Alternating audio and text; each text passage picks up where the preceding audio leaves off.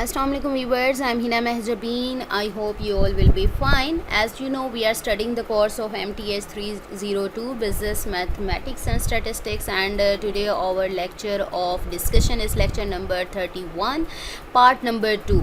Already बता चुकी हूँ जो लेक्चर्स लेंथी हैं उनको 2 या 3 पार्ट्स में डिवाइड करी हूँ. 2 पार्ट्स ऑलरेडी इस लेक्चर के अपलोड कर चुकी हूँ. ये पार्ट सी है. सो टुडेज़ लेक्चर स्टार्ट करने से पहले अगर आप मेरे चैनल पर न्यू हैं देन प्लीज़ मेरे चैनल को सब्सक्राइब कर दें. बेल आइकन को क्लिक करना मत भूलिएगा ताकि upcoming lectures, different assignments, quizzes and papers के नोटिफिकेशंस आप तक पहुंच जाएं.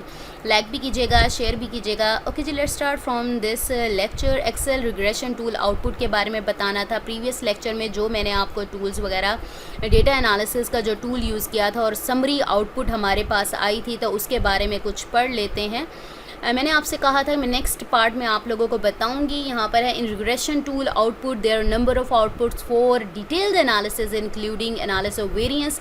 मैंने that is not part of this course. मैंने आपसे कहा था एनोवा जिसे कहा था एनालिसिस ऑफ वेरिएंस है, जो अभी हम इंक्लूड नहीं करें. बाद में जब वेरिएंस के बारे में पढ़ेंगे देन इसको टच करेंगे. The main point of our interest for simple linear regression are. First हमारे पास समरी आउटपुट में क्या गिवन था. अगर मैं आप लोगों को आउटपुट्स दिखा दूँ, ये देखें, ये हमने रिज़ल्ट लिए थे. ये समरी आउटपुट हमारे पास निकली थी. रिग्रेशन स्टैटिस्टिक्स निकली थी. Multiple R square, adjusted R square, standard error, observations, ANOVA, ये सारी हमारे पास कैलकुलेशन निकली थी प्रीवियस पार्ट में. इंटरसेप्ट्स और ऑब्जर्वेशन, ये सारी चीज़ें ये उसी के बारे में ही यहाँ पर बताया जा रहा है. मल्टीपल आर मैंने ऑलरेडी बता दिया था. कोरिलेशन कोफिशिएंट की जो डिस्कशन है वो हम प्रीवियस लेक्चर्स में कर चुके हैं. आर स्क्वायर क्या है, कोफिशिएंट डिटर्मिनेशन, कितना आप स्क्वायर लोगे. स्टेम यानी स्टेम स्टैंड करता है standard error of mean that. अच्छा, इसको भी जब हम डिटेल में स्टडी करेंगे तो देखेंगे, लेकिन यहाँ पर इसका फॉर्मूला जो है वो बता दिया गया है. Standard deviation of population divided by sample size.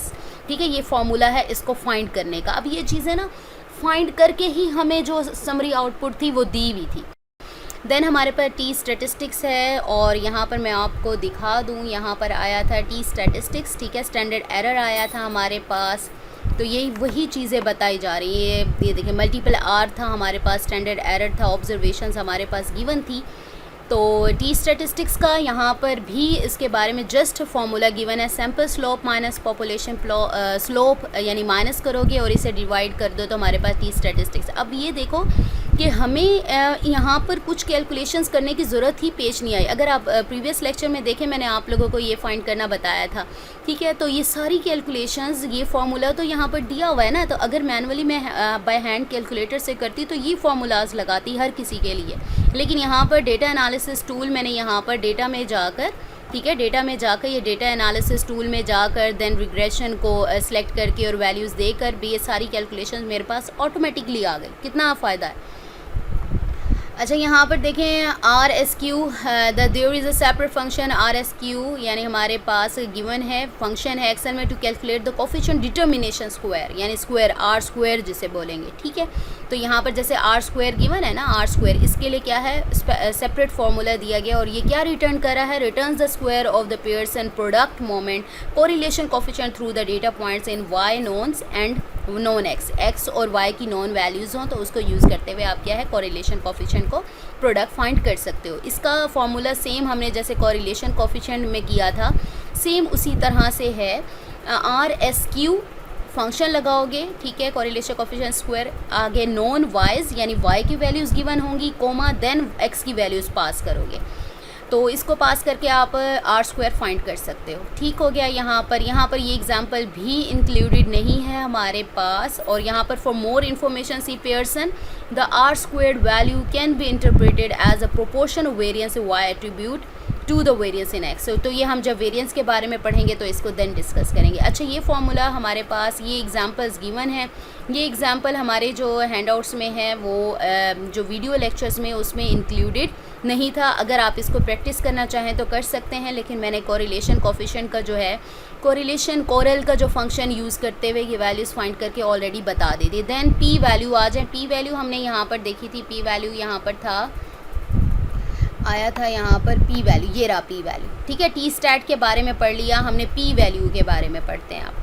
P value हमारे पास क्या है, यानी प्रोबेबिलिटी की बात हो रही है। P value is the probability of not getting a sample slope as high as the calculative value. ज़्यादा हाई ना लें। Smaller the value more significant the result, यानी कम होगी, यानी ज़्यादा वैल्यूज़ कैलकुलेट ना हो, कम वैल्यूज़ होंगी तो हमारा जो रिजल्ट है वो मोर सिग्निफिकेंट होगा। सपोज करो पी वैल्यू हमारे पास ये गिवन है, it means that the slope is very significantly different from the zero.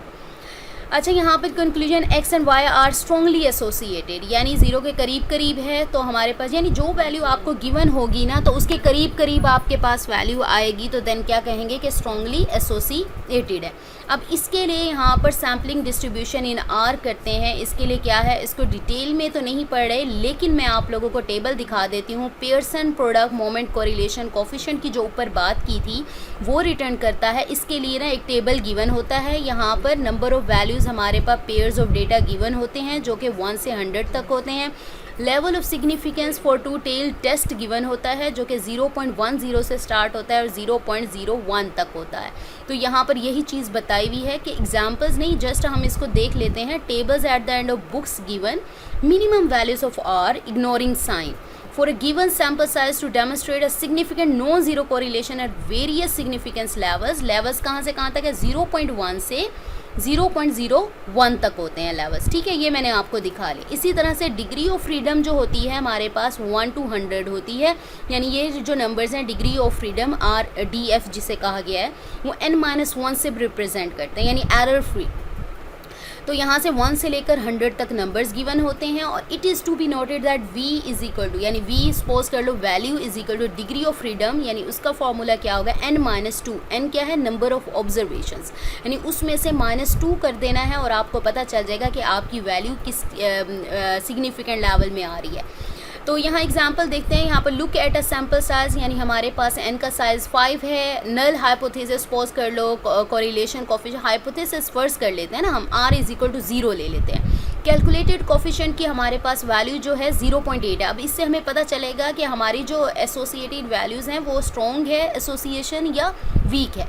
Test the significance at 5% confidence level. 5% का मतलब है, यानी 5 को 100 से डिवाइड करो, क्या आंसर आता है, 0.05 लेवल पर देखो इसकी वैल्यू क्या बनती है। और मुझे पता है v जो होता है वो n-2 होता है, यानी n मेरे पास क्या है, 5 है, 5 - 2 इज इक्वल टू 3 है। और मैंने 5% पर देखना है, यानी 5 divided by 100 will be equal to 0.05, यानी 0.05 के कॉलम में थर्ड वैल्यू को देखना है, यानी थर्ड वैल्यू हमारे पास यहाँ पर है और 0.05 के नीचे देखना है तो 0.878 आ रहा है, जबकि हमें गिवन है 0.8 कोफिशिएंट। अब 0.8 की जो वैल्यू है, ये देखो 100 तक गिवन है, वो तो कम है 0.878 से, तो sample value 0.8 is less than 0.878। तो हम क्या कहेंगे, variables are not strongly associated.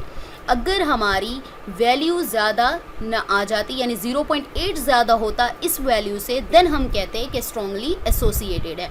इसी तरह से यही एग्जांपल जस्ट हम देख रहे हैं, जस्ट इसमें क्या चेंज कर दिया कि कोरिलेशन कोफिशिएंट की जो वैल्यू है वो हमारे पास 0.95 और हमने कहा था इग्नोरिंग द साइन, यहाँ इग्नोर कर दो साइन को, 0.95 हमारे पास आ गया, बाकी सारी वैल्यूज़ वही हैं। वैल्यू आपने सेम उसी तरह से v इज इक्वल टू 3, यानी n-2 करना है, यानी 5 - 2 क्या होता है, 3 होता है, और वहाँ पर 0.05 यानी 5% पर देखना है। वो आंसर मुझे पता है 0.87 है। अब ये बताओ जो 0.95 है हमारे पास वो इससे कम है या ज़्यादा है, तो ऑब्वियसली हमारे पास जो कैलकुलेटेड कोरिलेशन कोफिशिएंट की वैल्यू है वो 0.95 ग्रेटर है किससे, 0.878 से। तो हम क्या कहेंगे, वेरिएबल्स आर स्ट्रॉन्गली एसोसिएटेड। वही मैंने कहा था, अगर लेस आ जाती है तो स्ट्रॉन्गली एसोसिएटेड नहीं है, अगर ज़्यादा आ जाती है तो हम क्या कहेंगे, स्ट्रॉन्गली एसोसिएटेड। तो इस तरह से पियर्सन जो टेबल है वो आप इसको यूज़ कर सकते हो, ये वाला टेबल यूज़ करें, ठीक है। Pearson product moment correlation coefficient का है, टेबल ऑफ क्रिटिकल वैल्यूज़ जो उसने बता दिए कहाँ होती हैं और कैसे फाइंड करते हैं। ये एक तरह से वैसा भी है जैसे हम लोग टेबल यूज़ करते थे 9th क्लास में, अगर आप लोग करें लोगार्थम या एंटी लोगार्थम टेबल्स थे ना, तो वो उसमें वैल्यूज़ फाइंड करते होते थे, ठीक है। तो सेम अगर करना आता हो तो इस तरह से टेबल में आप वैल्यूज़ फाइंड कर सकते हो। So we have completed this part, that was line fitting part number 2 of C। A, B और सी यानी 3 पार्ट्स में मैंने लेक्चर नंबर 31 को डिवाइड किया था ताकि इजीली आप लोगों को ईच एंड एवरी स्टेप समझ आ जाए। So we have completed over today's lecture. मुझे अपनी दुआ में याद रखिएगा, अपना ख्याल रखिएगा। टेक केयर, अल्लाह हाफिज़।